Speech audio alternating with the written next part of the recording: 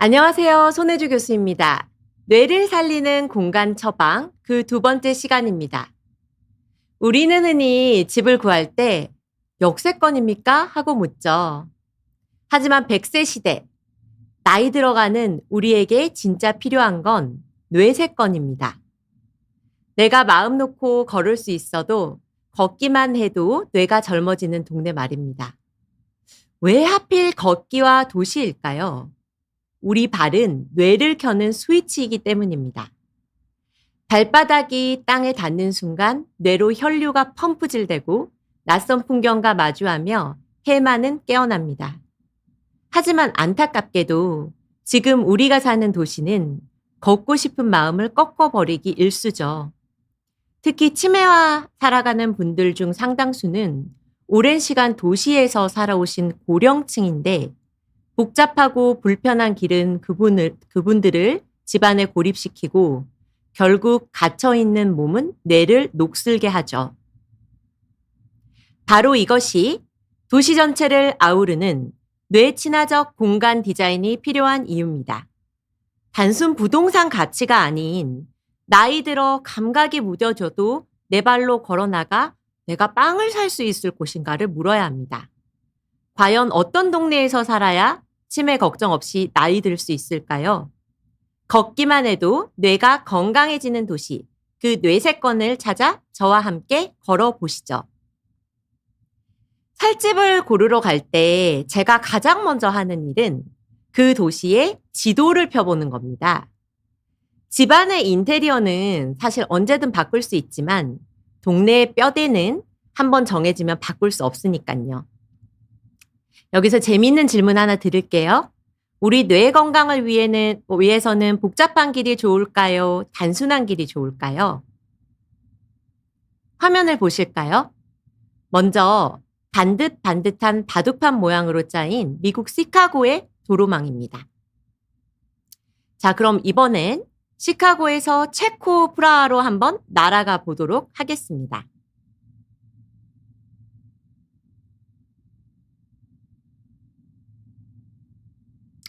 프라하의 구시가지네요. 우리가 잘 아는 아름다운 까를교도 보이고요. 프라하의 도로명을 한번 볼까요? 아까 본 시카고와는 달리 미로처럼 구불구불하게 얽혀 있습니다.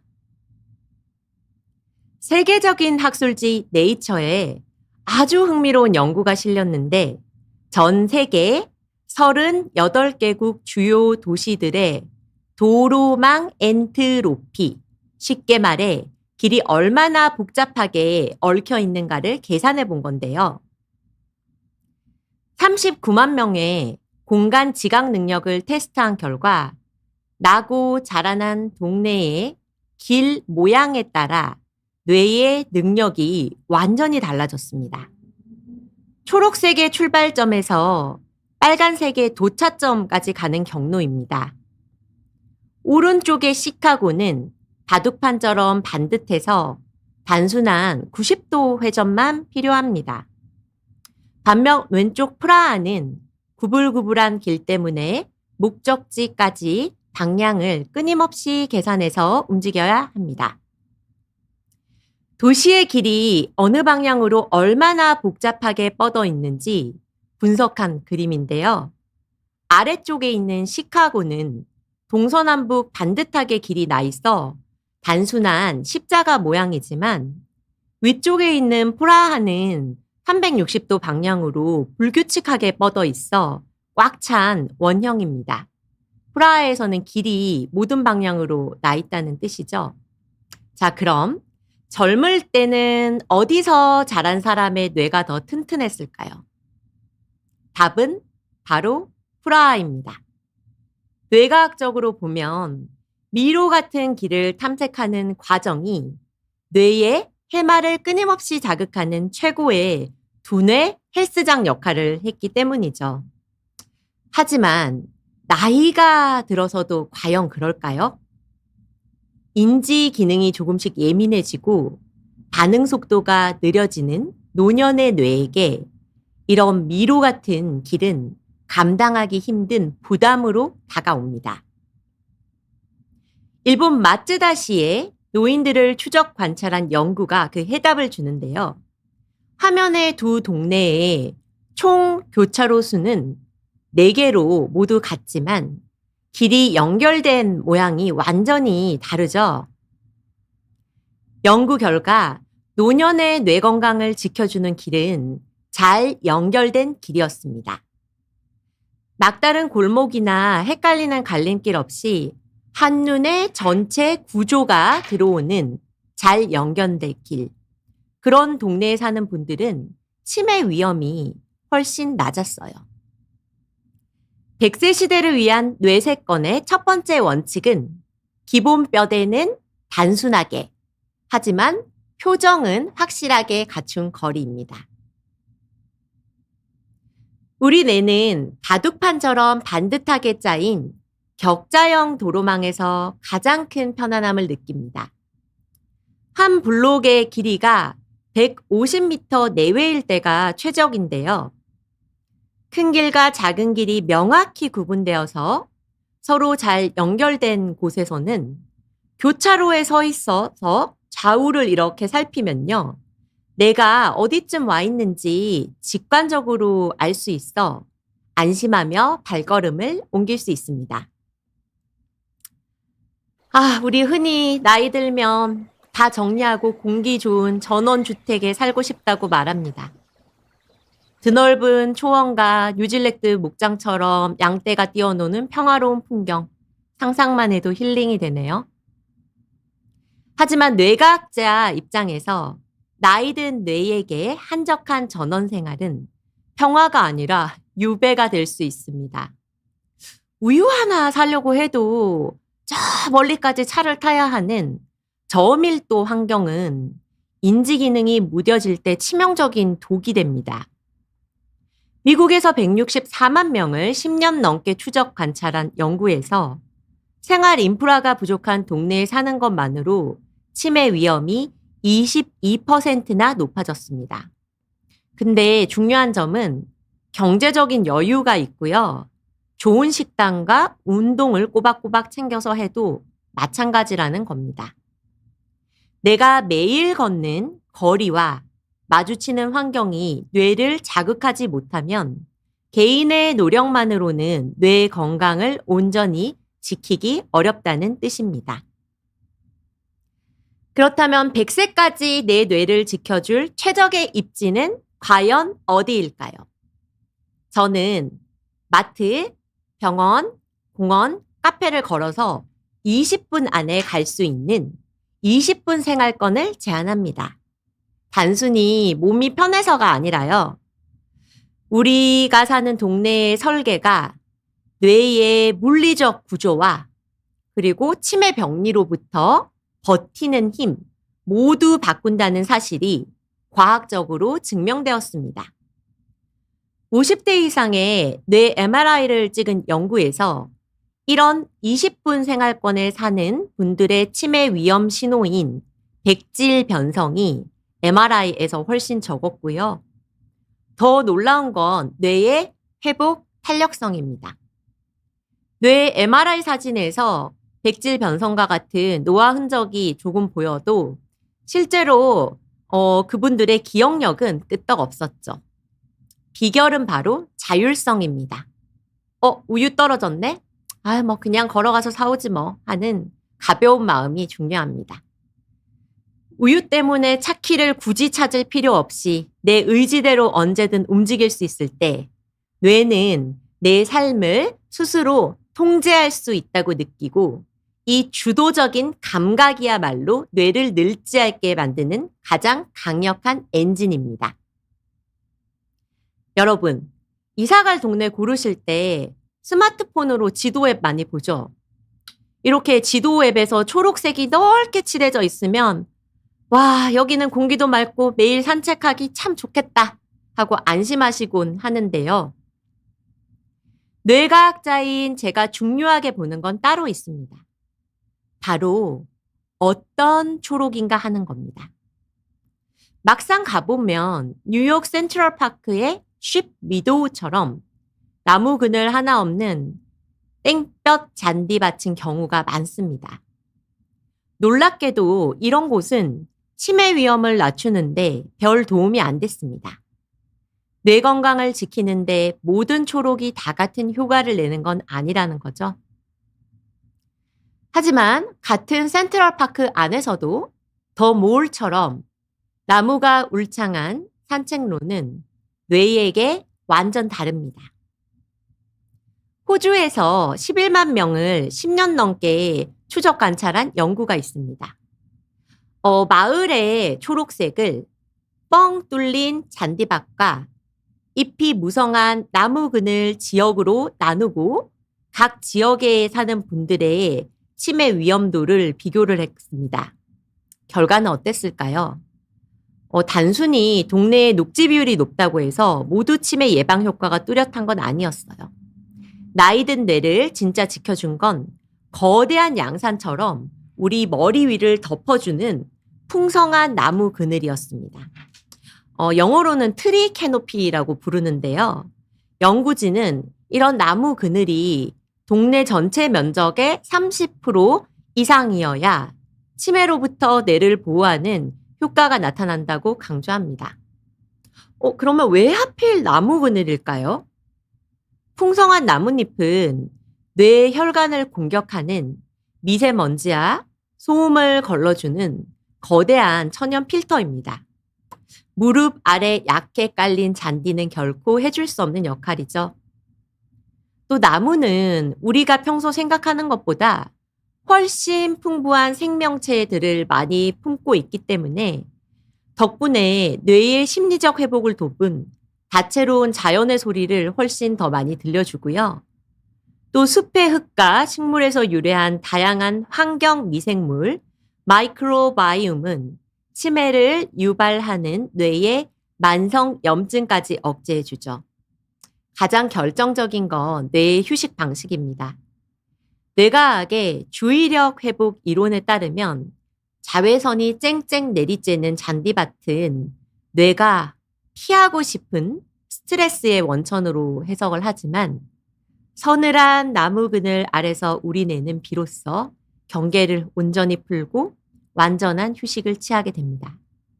결국 우리 뇌는 단순한 초록색 그 자체가 아니라 나를 품어주는 숲의 깊이를 원합니다.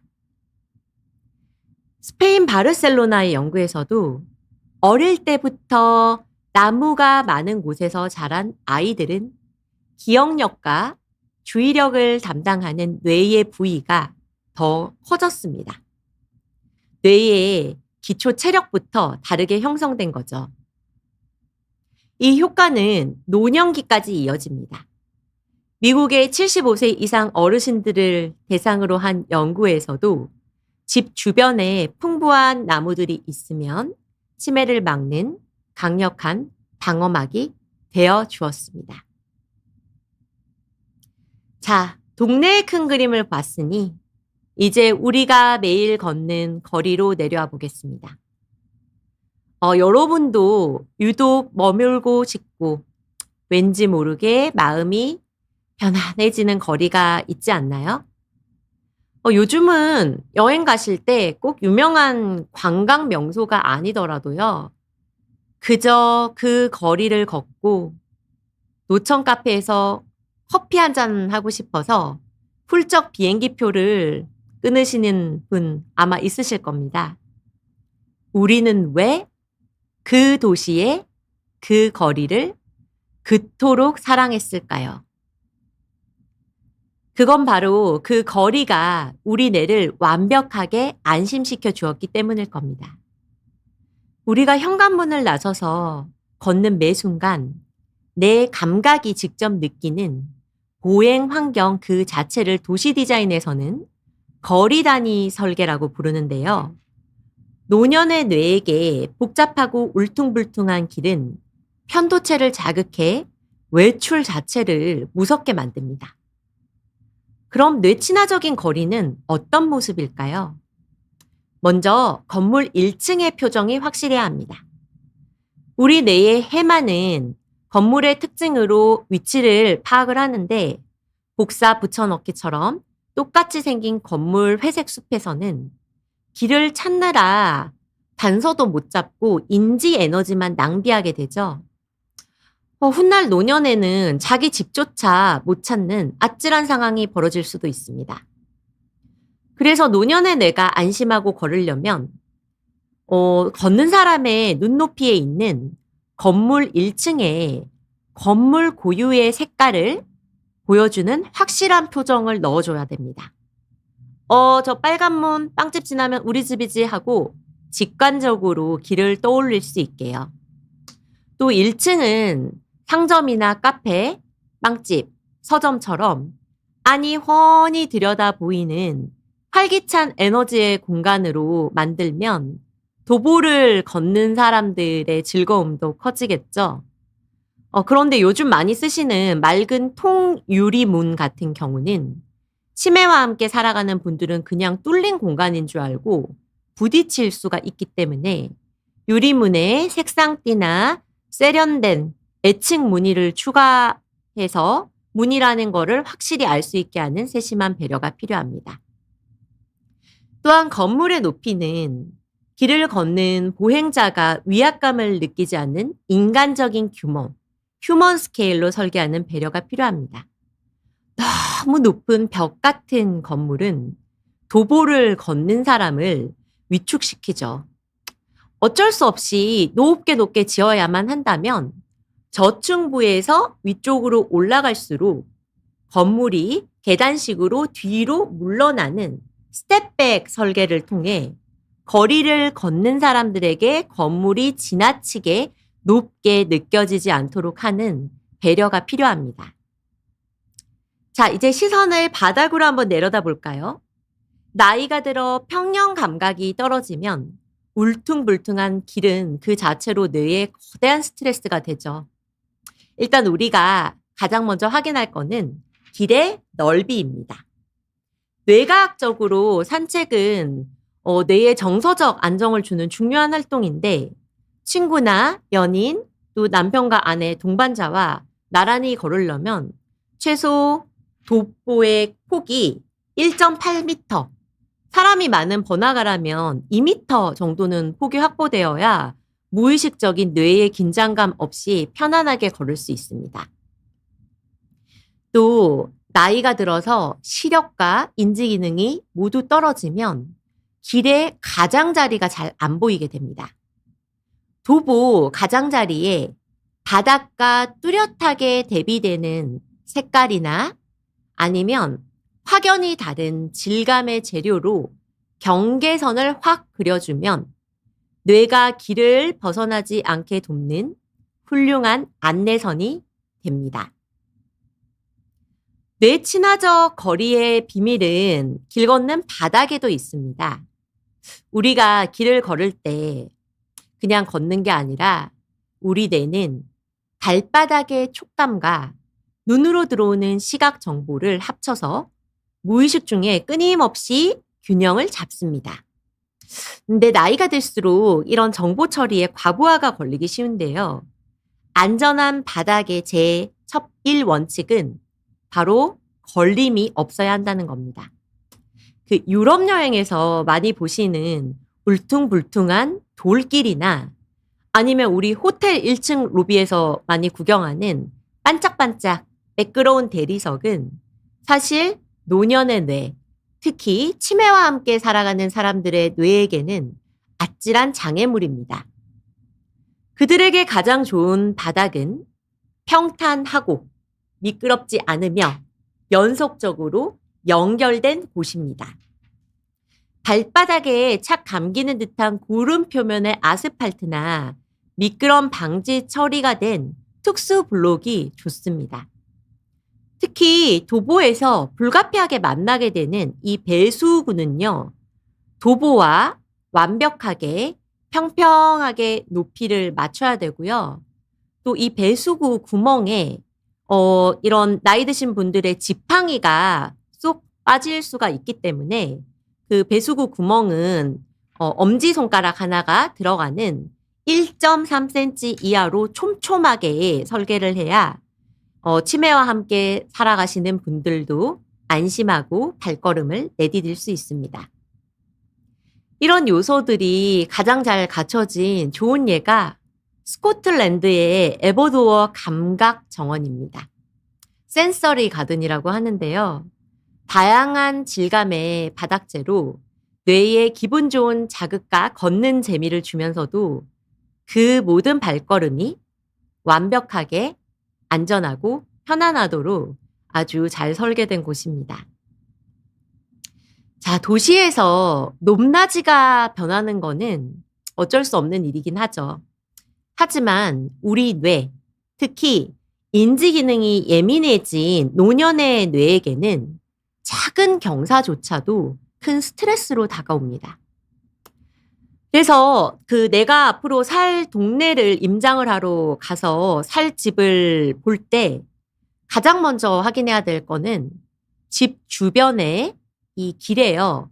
경사가 느껴지지 않은 길이 얼마나 잘 조성되어 있는지입니다. 뇌과학적으로나 건축학적으로나 사람이 걷기에 가장 편안함을 느끼는 각도는 20대 1의 법칙이 있는데요. 높이가 1m 올라갈 때 길이는 20m 이상 이어지는 5% 미만의 아주 완만한 기울기를 말합니다. 이 정도의 아주 완만한 기울기는 우리 뇌에서 거의 평지라고 인식을 하거든요. 근데 사실 이런 완만한 경사는 치매와 함께 살아가는 분들뿐만 아니라 유모차를 끊는 부모나 또 휠체어를 타는 어르신, 그리고 하루 종일 너무 피곤하게 퇴근길에 지친 당신의 뇌가 무의식적으로 안도감을 느낄 수 있는 길의 경사입니다. 또 경사로가 너무 길 경우 처음부터 한눈에 싹 보이면 뇌는 시작도 하기 전에 압도감을 느끼고 질려버릴 수가 있는데요. 이럴 때는 경사로 중간에 방향을 살짝 이렇게 틀어주거나 또 나무 같은 조경을 활용을 해서 시야를 좀 분할을 해주면 걷는 사람이 느낄 심리적인 부담감을 크게 덜어줄 수가 있습니다. 또 가파른 오르막길이라면 12m 간격으로 숨을 고를 수 있는 평평한 쉼터나 벤치가 있으면 좋죠. 또 어쩔 수 없이 계단을 만들어야 할 경우에는 그 옆에 반드시 완만한 경사로도 함께 만들어줘서 사람들한테 선택을 할 수 있는 선택권을 주어야 하고요. 또 높이 변화가 나타나는 구간에 접근하기 미리 전에 50m 앞에 계단이 있습니다. 와 같은 안내 표지판을 설치를 하면 이거는 단순히 정보 제공 차원을 넘어서 뇌가 갑작스러운 환경 변화에 대비할 시간을 벌어줍니다. 그리고 이러한 예측 가능성은 뇌의 불안을 항상 크게 낮춰주죠. 또 안전한 이동을 위해서는 뇌의 시각 정보 처리를 돕는 디자인도 중요합니다. 그 계단이 시작되는 지점에요. 밝은 노란색처럼 눈에 잘 띄는 색의 촉각 블록을 사용을 해서 여기서부터는 달라집니다 라는 신호를 시각적으로도 또 발끝의 감각이라는 촉각적으로도 확실하게 줘야 합니다. 아주 작은 디테일이지만 나이가 들거나 치매와 함께 살아가는 분들이 발을 헛디디는 사고를 막는데 큰 역할을 합니다. 자, 이제 조금 더 세밀한 디자인을 같이 볼까요? 내친화적인 벤치 디자인의 첫 번째 조건은 직관성입니다. 누가 보더라도 한눈에 저거는 의자구나 하고 인식할 수 있는 굉장히 클래식한 형태, 전통적인 형태의 전형적인 의자 모양이라고 해요. 요즘 굉장히 또 인테리어 감각 있으신 분들은 되게 멋스러운 또 예술적인 아주 디자인이거나 또 등받이가 없는 평상형 벤치를 선호하시는 분들도 계신데 치매와 함께 살아가는 분들에게는 이런 것들이 쉽게 의자로 인식되지 않을 수가 있습니다. 왜냐하면 인지 기능이 저하되면 추상적인 사물을 해석하는데 추가적인 에너지를 뇌가 더 쓰거든요. 그래서 뇌가 0.1초 만에 의자다, 쉴 곳이다를 알아차릴 수 있는 명확한 디자인이 좋고요. 또 벤치에 앉았을 때 느껴지는 높이와 촉각은 뇌의 피로도하고 관련이 깊거든요. 겨울에는 시리도로 차갑고 여름에는 뜨겁게 달궈지는 금속 소재보다는 살갗에 닿았을 때 사람의 체온처럼 부드럽고 따뜻한 목재 소재가 가장 좋습니다. 또 나이가 들면 앉고 일어서는 동작은 생각보다 많은 에너지를 필요로 하는데 무릎에 가해지는 부하를 최소화하는 마법의 높이인 43에서 48cm 높이의 의자인지 확인을 하시고요. 또 앉아있는 동안 허리를 편안하게 받쳐주는 등받이와 일어설 때 몸을 지탱해줄 팔걸이가 있다면 금상첨화죠. 또 아무리 훌륭한 벤치라도 내가 필요한 순간에 보이지 않으면 무용지물이죠. 어디에 놓을 것인가라는 전략적 배치가 중요한데요. 뇌과학적으로 벤치는 단순한 물리적 쉼터를 넘어 잠시 숨을 고르며 다음 행동을 계획하고 흐트러진 방향 감각을 잡는 소중한 생각의 거점이 되기 때문입니다.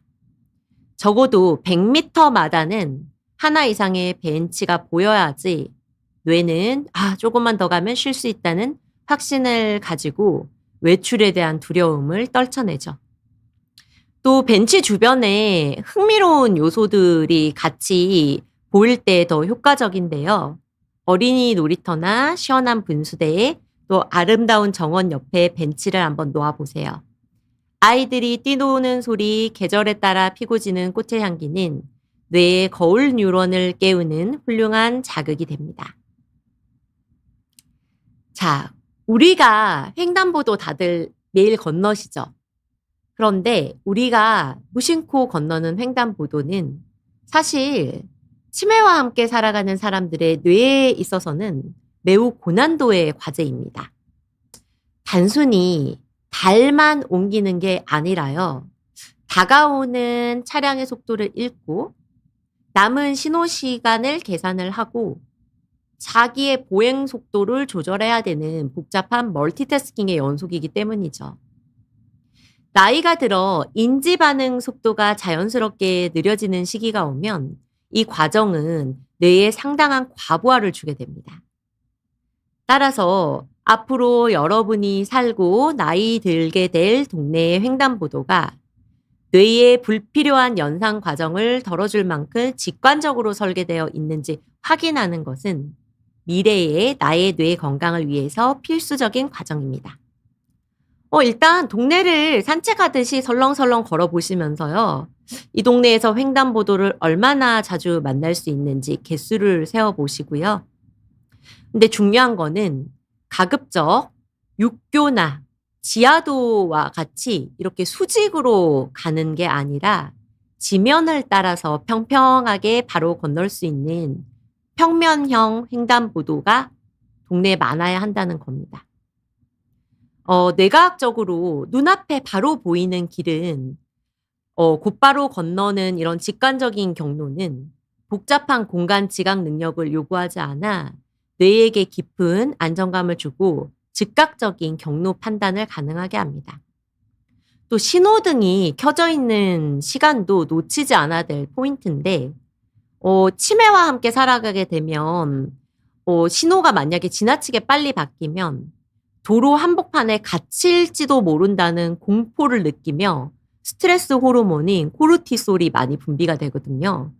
그래서 녹색 신호 시간이 충분히 길거나 내가 필요할 때 보행 시간을 연장할 수 있는 교통 약자용 버튼이 설치된 곳이 좋고요. 또 특히 차량 통행이 많은 곳이면 도로 한가운데 중앙섬, 안전지대가 있는지를 반드시 확인해 보셔야 되는데 내가 휠체어를 타더라도 머물 수 있도록 이 안전섬이 1.8m 정도, 가능하면 2, 3m 정도의 넉넉한 공간이 있으면 좋겠죠. 또 치매가 좀 심해지면요. 신호등의 빨간색과 초록색을 구별하기가 힘들어지거든요. 그래서 시각 정보를 내가 제대로 읽어내지 못하더라도 건너십시오, 멈추십시오와 같은 명확한 음성 안내, 청각적인 어떤 자극이나 혹은 발끝에 닿는 점자 블록과 같은 촉각적인 자극으로 한 가지 자극 기능이 무뎌진 분들도 안전에 위협을 느끼지 않은 그런 보행 환경이 중요합니다. 운전대를 놓는 시기가 오면 사실은 대중교통이 세상과 나를 잇는 유일한 다리가 됩니다. 우리나라도 캐나다 밴쿠버의 핸디다트처럼 치매와 함께 살아가고 있거나 거동이 불편해 혼자 나서는 게 두려운 분들을 위해서 집 문 앞까지 찾아와 목적지까지 바로 직접 데려다 주는 다정한 셔틀 서비스가 있으면 참 좋겠죠. 또 내가 앞으로 살 동네가 자가용이나 택시로 이동할 때 편리하게 타고 내릴 수 있는 환경을 갖추고 있는지도 꼭 체크를 해보세요. 자가용이나 택시에서 내려서 건물로 진입하는 그 짧은 찰나가 우리는 잘 모르지만 인지 기능이 예전 같지 않은 뇌에게 있어서는 생각보다 긴장되고 혼란스러운 전환의 어떤 시간이거든요.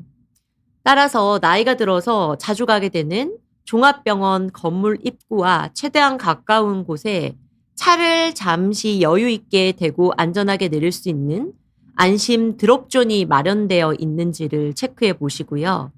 드롭존에서 건물 출입문, 건물 현관까지의 이동 거리는 짧으면 짧을수록 뇌가 낯선 공간을 파악하는 데 드는 에너지를 획기적으로 아낄 수 있고 휠체어나 보조기를 사용하는 경우에도 심리적 위축 없이 편안하게 건물로 들어갈 수 있습니다. 주차장의 풍경이 뇌에게 어떤 자극을 주는지도 놓쳐서는 안 됩니다. 만약 주차장이 끝도 없이 가도 넓은 아스팔트 바닥만 펼쳐져 있다면 노년의 뇌는 기준점을 찾지 못해 방향 감각을 잃어버리고 말아요. 대신 주차장이 여러 개의 작은 구획으로 나눠져 있고 사이사이에 어떤 식물이나 나무, 작은 빗물 정원이 배치되어 있으면 도시의 열섬 현상이 완화되어 주변 환경도 쾌적해질 뿐만 아니라 구획된 공간과 초록의 나무들이 뇌에게 명확한 시각적 단서가 돼서 나의 현재 위치를 기억하는 데도 큰 도움을 줍니다. 또한 차들 사이를 위태롭게 걷지 않도록 주차장에서 건물 입구까지 보행자 전용 통로가 명확히 그려져 있어 치매와 함께 살아가는 사람들도 차량 사이를 위험하게 이동하지 않고 안전하게 이동할 수 있어야 합니다. 자, 동네 뼈대와 안전을 갖췄다면 이제는 그 공간에 머무는 사람의 마음에 온기를 불어넣을 마지막 터치를 더할 차례입니다. 진짜 매력적인 동네는요. 그곳에 사는 사람들의 손길이 느껴지는 작은 재미가 곳곳에 숨어 있는 곳인데 이를 플레이스 메이킹이라고 부릅니다. 공간의 유연한 활용도 플레이스 메이킹의 중요한 요소인데요. 동네에 빈 공터가 있으면 거기서 아이들 축구공만 뻥뻥 차지 마시고 맞는 공간으로 한번 활용해 보세요. 평소에는 비워두지만 언제든지 변신할 준비를 해두는 거죠. 집안을 평평하게 다듬어 두고요.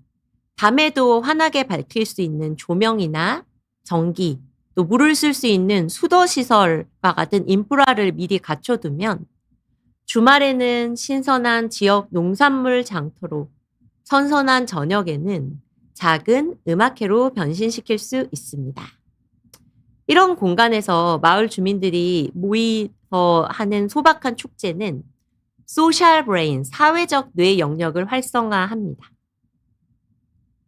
꼭 거창한 시설이 아니더라도 주민들 누구나 쉽게 즐기고 모일 수 있는 소소한 장치들이 있는지도 한번 보세요. 예를 들어 길 모퉁이에 작은 책 교환함을 설치를 하면 지나가던 주민들이 자유롭게 책을 빌리고 나눌 수 있어 어떤 문화적인 교류의 장이 생길 수 있고요. 또 이웃끼리 씨앗을 나누는 상자나 또 투박하지만 정겨운 바위 정원, 바람에 펄럭이는 아이들이 좋아하는 알록달록한 깃발 같은 재미있는 장식들을 배치하면 뇌에게 끊임없이 소소한 즐거움과 감각적 자극을 주어서 일상 공간을 단순히 지나치는 길이 아니라 머물고 경험하는 특별한 장소로 변환시킵니다. 반려동물 많이 키우시죠? 이런 강아지에게 친절한 공간인지 확인하는 것도 내가 앞으로 살 동네에 활력을 가늠하는 좋은 방법이 됩니다. 강아지와 산책 나온 주민들이 편히 쉴 수 있는 작은 반려견 쉼터나 깨끗한 물을 마실 수 있는 급수대가 마련되어 있다면 그곳은 자연스럽게 대화가 피어나는 커뮤니티의 거점이 될 수 있습니다. 뇌과학적으로 동물과의 교감은 사랑의 호르몬인 옥시토신을 분비시켜 정서적인 안정을 돕고 규칙적인 산책은 뇌 혈류량을 늘리는 가장 좋은 운동이 되니까요. 결론적으로 플레이스 메이킹이 잘 된 동네를 선택한다는 것은 단순히 예쁜 동네를 고르는 것이 아닙니다. 작지만 의미 있는 변화들이 모여 당신의 뇌를 지키고 나이가 들어도 세상과 소통하게 돕는 가장 든든한 울타리가 되어줄 겁니다. 우리가 매일 무심히 지나치는 도시의 소리들은 생각보다 우리 뇌 건강에 깊은 영향을 미칩니다. 도시에 굉장히 여러 가지 소리가 나죠. 차 지나가는 소리, 여러 가지 왁작지껄 소리가 나는데요. 젊을 때는 막 소리가 들려도 활기찬 도시의 에너지다 하고 넘길 수 있지만 인지 기능이 예민해지면 이 눈에 보이는 거 외에도 청각 자극에도 쉽게 피로를 느끼기 때문에 도시의 음향 환경은 생각보다 뇌에 큰 영향을 미칩니다. 제일 좋은 방법은요. 생활 공간과 소음원 사이에 소리 장벽을 만드는 겁니다. 자동차가 쌩쌩 달리는 큰 도로번이나 공사 현장 옆에는 키 큰 나무들을 빽빽하게 심어주면 되고요. 공원 같은 휴식 공간을 만들 때는 번잡한 도로에서 한 블럭이라도 떨어진 조용한 장소를 선정을 하는 지혜가 필요하겠죠. 또 나쁜 소리를 막는 것만큼이나 도시 곳곳에 뇌에 긍정적인 자극을 주는 기분 좋은 소리를 더해보는 것도 중요합니다. 특히 일정한 리듬의 물이 흐르는 소리는 뇌파를 안정시키는 힘을 가지고 있고요. 또 저번 시간 공간 처방을 보신 분들은 아시겠지만 치매와 함께 살아가는 분들은 어린아이들의 웃음소리에 큰 행복감을 느끼시기 때문에 어린이 놀이터 근처에 어른들도 앉아서 쉴 수 있는 벤치를 놓는 것도 아주 멋진 아이디어입니다. 인지 기능이 약해지면 길 찾기도 어려워집니다. 이때 거리마다 가로수 종류를 다르게 심는 것도 뇌를 위해 아주 좋은 포인트입니다. 벚꽃길을 지나 은행나무가 보이면 오른쪽으로 돌자 하는 식으로 이 식물 내비게이션이 뇌의 인지 부하를 크게 줄일 수 있습니다. 오늘 강연을 통해 나이가 들어도 여전히 뇌에게 친절한 도시에서 기분 좋은 일상을 보낼 수 있다는 희망을 드리고 싶었습니다. 댐스케이프와 해피시티 프로젝트의 수많은 연구 결과가 입증하는 사실입니다. 경청해 주셔서 감사합니다. 자, 그러면 질문을 통해서 시청자분들하고 이야기를 한번 나눠보겠습니다. 네. 윤희님, 우리 집은 거대한 소나무 20그루가 있었습니다. 오후에는 그늘이 져서 아이들이 매일 뛰놀았어요. 작은 농구장도 있고 잔디에서 배구 배드민턴도 하고 놀았어요. 뒷마당이 있어서 좋았어요. 네, 오늘 연구에서 소개드린 그 머리 위를 가리는 그런 나무가 있는 환경에서 사셨군요. 치매 예방 효과가 있는 집에서 사신 것 같습니다. 네. 그 코디 벨링건님. 치매 예방과 두통 개선을 위해 주 7회 유산소와 주 3, 4회 근력 운동을 병행 중인데 단순히 효율을 따지기보다 매 순간 최상의 컨디션으로 운동의 질을 높이고 싶다면 두 운동이 겹치는 날, 아침 유산소와 저녁 근력 운동으로 시간을 완전히 분리하여 수행하는 것이 가장 이상적인 방법일까요? 그 WHO와 치매 예방을 위한 우리 라이프 스타일의 지침 중에서 가장 권위 있는 란셋 치매 의원회가 제시하는 가이드라인에 따르면요. 노년기의 치매 예방을 위해서는 moderate intensity exercise, 중강도 운동이 가장 효과적인데요. 그냥 적당히 약간 힘들고 누가 말 걸면 대답은 할 수 있지만 땀이 나는 정도의 운동이거든요. 그래서 고런 중강도 운동을 하고 주 2회의 근력 운동을 하면 뇌에게 아주 퍼펙트한 처방인데 질문자님은 지금 아주 잘하고 계시는 것 같고 많은 연구나 국제 가이드라인에서 두 운동을 반드시 같이 해야만 한다는 그런 연구 결과는 없기 때문에 스케줄 되시는 대로 시간을 분리해서 수행하셔도 좋을 것 같습니다. 네. 시크릿 정원님.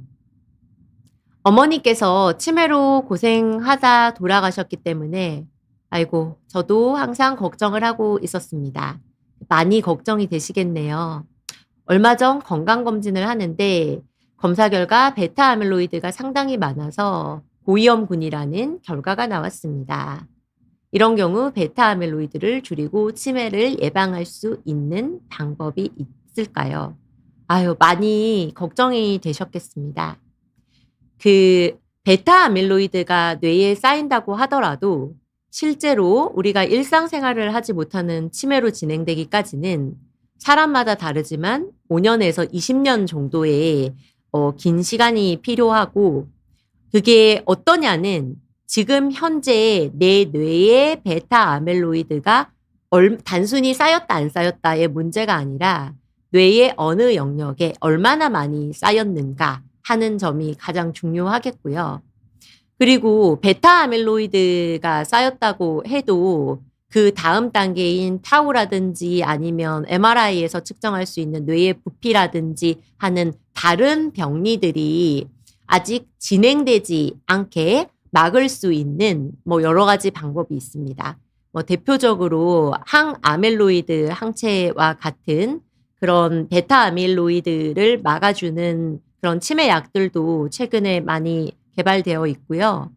그리고 사실 그런 약물적인 요법도 중요하지만 앞서 질문자님이 질문을 하신 운동, 그리고 맑은 공기, 그리고 식생활과 같은 어떤 생활 습관을 통해서 치매의 진행을 많이 늦출 수가 있습니다. 그래서 약물 요법과 회복 탄력성을 키우는 요법 두 가지를 다 병행하시면 좋을 것 같습니다. 자, 애프터 레인 케알님, 뇌가 위축되었다는 것이 치매라는 뜻인지 궁금합니다. 자, 사실 치매라는 거는요, 두 가지 의미가 있는데요. 어떤 치매를 유발하는 병리적인 원인이 있다는 측면이 생물학적인 치매고요. 그리고 실제로 기억력이 나빠져서 일상생활을 못한다는 것이 신경과 정신과 선생님들이 진단하시는 임상적인 치매인 거죠. 그런데 그 두 가지가 반드시 꼭 일치하는 것은 아닙니다. 아직 그 멀쩡하지만 뇌 안에는 치매 유발 물질인 아밀로이드나 타우가 아주 많이 쌓였을 수도 있는데요.